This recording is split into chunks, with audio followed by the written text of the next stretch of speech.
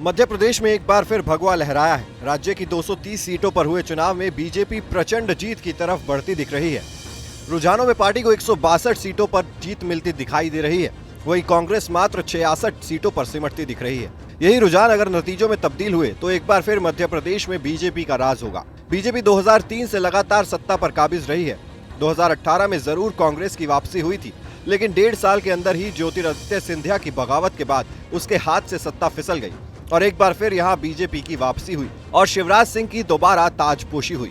2023 के चुनाव में भी बीजेपी एक बार फिर से जीत की ओर बढ़ती हुई दिखाई दे रही है। जीत की वजह क्या रही? पीएम मोदी का चेहरा या शिवराज की योजना? आपको बताते हैं कि एमपी में बीजेपी की इस प्रचंड जीत के 5 अहम कारण क्या हैं। सीएम शिवराज सिंह की लाडली बहना योजना ने चुनाव में उनकी जीत के लिए बड़ी भूमिका निभाई। शिवराज सिंह ने चुनाव प्रचार के दौरान लाडली बहन योजना के तहत सरकार ने प्रदेश की करीब 1 करोड़ 31 लाख महिलाओं के अकाउंट में 1250 रुपए की 2 किस्तें डाली।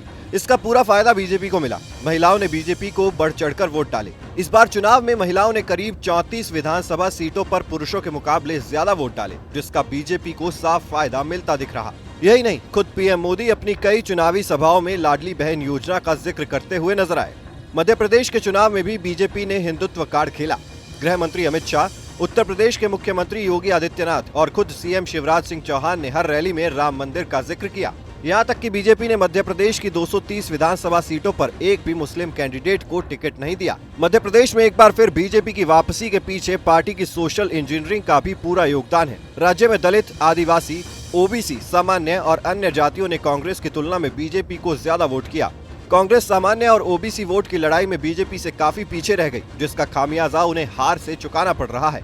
मध्य प्रदेश में पीएम मोदी के चेहरे पर चुनाव लड़ा गया। पीएम मोदी ने राज्य में करीब 14 रैलियां की। पीएम मोदी ने हर रैली में सरकार की कल्याणकारी योजनाओं का जिक्र किया और अपने काम पर वोट मांगा। वहीं गृह मंत्री अमित शाह ने चुनाव के लिए जो रणनीति बनाई, उसमें वो सफल साबित हुए। अमित शाह ने खुद चुनावी रणनीति की कमान संभाली, कांग्रेस की मजबूत सीटों पर बूथ प्रबंधन किया, नाराज नेताओं को मनाया, जिसका फायदा चुनाव में मिला। बीजेपी ने जब विधायक के चुनाव के लिए अपने सांसदों को मैदान में उतारा तो यही सवाल उठे कि आखिर बीजेपी ऐसा फैसला क्यों ले रही है, लेकिन बीजेपी का ये दांव काम कर गया। नरेंद्र सिंह तोमर, फग्गन सिंह कुलस्ते, प्रहलाद पटेल जैसे नेताओं को मैदान में उतारना बीजेपी के लिए मास्टर स्ट्रोक साबित हुआ। Team news nation digital.